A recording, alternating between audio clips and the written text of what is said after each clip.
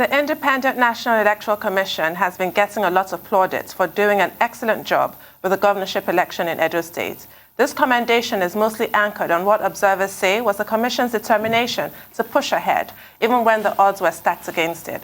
One of such instances was when INEC had to prevail on the usually apolitical Oba of Benin to call warring politicians to order. However, success in organizing the election might have papered over disturbing situations like persistent allegation of corruption and intention to undermine the process leveled against some officials of the Commission. A case in point was that involving the INEC resident electoral commissioner for Akwa Ibom State, Mike Igini.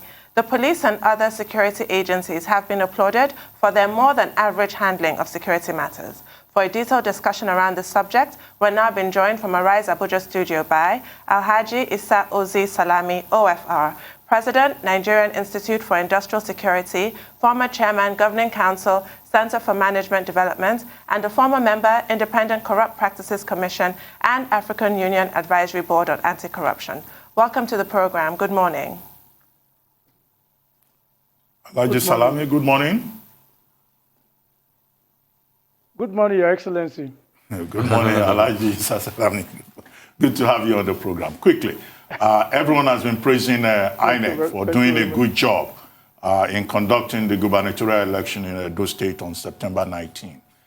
INEC chairman, Professor Mahmoud Yakubu himself, in Ondo State the other day, said the Edo election is the best that INEC has conducted since 1999.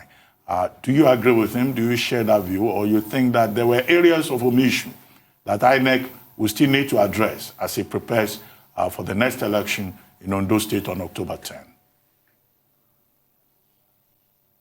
You know, the election in Edo was off-season election, and it was a sole election, unlike a general election where about 36 states and the Federal Capital Territory will be involved.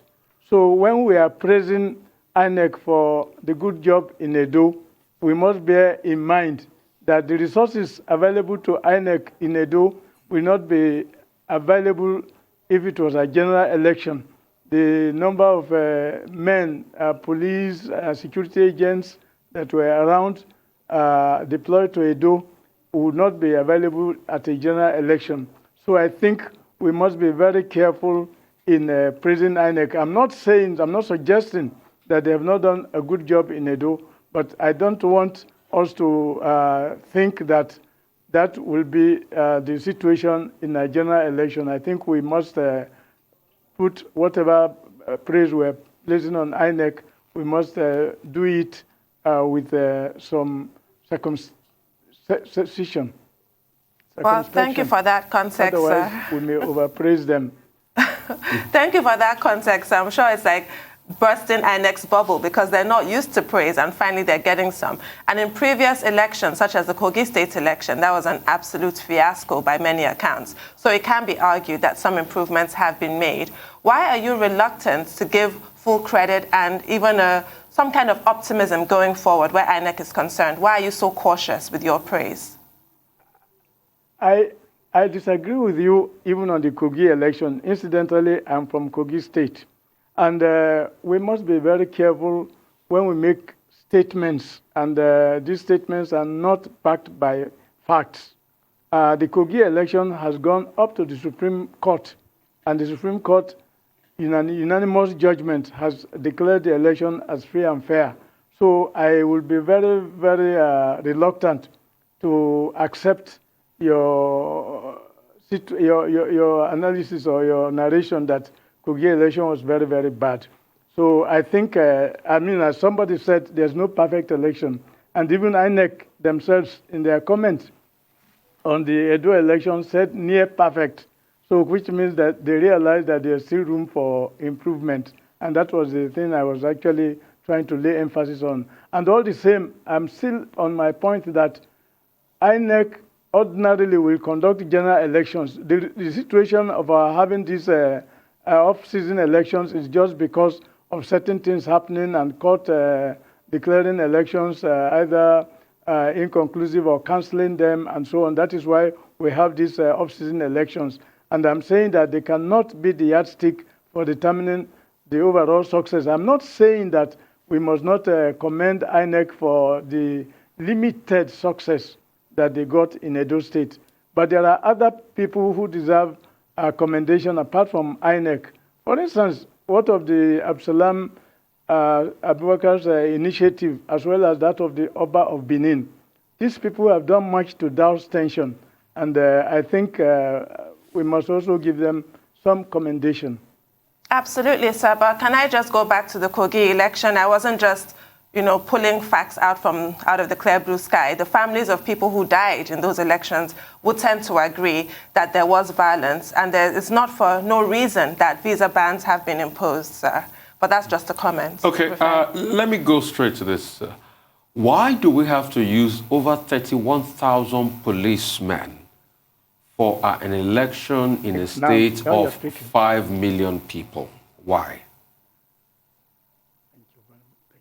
Well, in fact, your question has underlined the point I was trying to make unsuccessfully, that we must be very careful when we praise things in this country, because we are too generous with praise, and this does not help performance. And for instance, a governor pays salary on a date, and then you hear people praising him for paying salary. It's very basic duty. I thought maybe because I'm a student of human resources, I believe that praise should be left for remarkable, outstanding performance, not for normal performance. So I'm happy that you brought up the point of the level of over security, if I may say so, for the Edo election, which is very, very abnormal indeed. I think, again, we must also commend the United States as well as the United Kingdom. Also, what they have done, some experts in foreign relations will tell you that they were interfering in our sovereign matters. But it really helped to douse the tension in Edo State, because our politicians, with due respect to Dr. Ruben Abati, who is also a politician, but our politicians generally don't want anything to touch their skin. So anything that will touch their skin, they'll be very careful about it. But if it is the generality of the people, they are not so careful. Well, Ozi Salami, thank you for that. But quickly, we have just about 2 minutes to go. What lessons do you think we can learn from the Edo election on September 19? Well, I think one of the things that we need to learn, and we even need to emphasize, is these frivolous allegations, like the one that was cast on an innocent Dr. Mike Igini, who is one of the best of the electoral commissioners in INEC, and who had nothing to do with the Edo election, but yet mischievous people wanted to bring him in. I think this is the sort of thing that we need to learn to avoid. And then I must also commend the efforts of the security agents, because this issue of vote buying, which seemed to have persisted even in the Edo election, I think we need to really do something very serious about it, because it is something that is absolutely intolerable.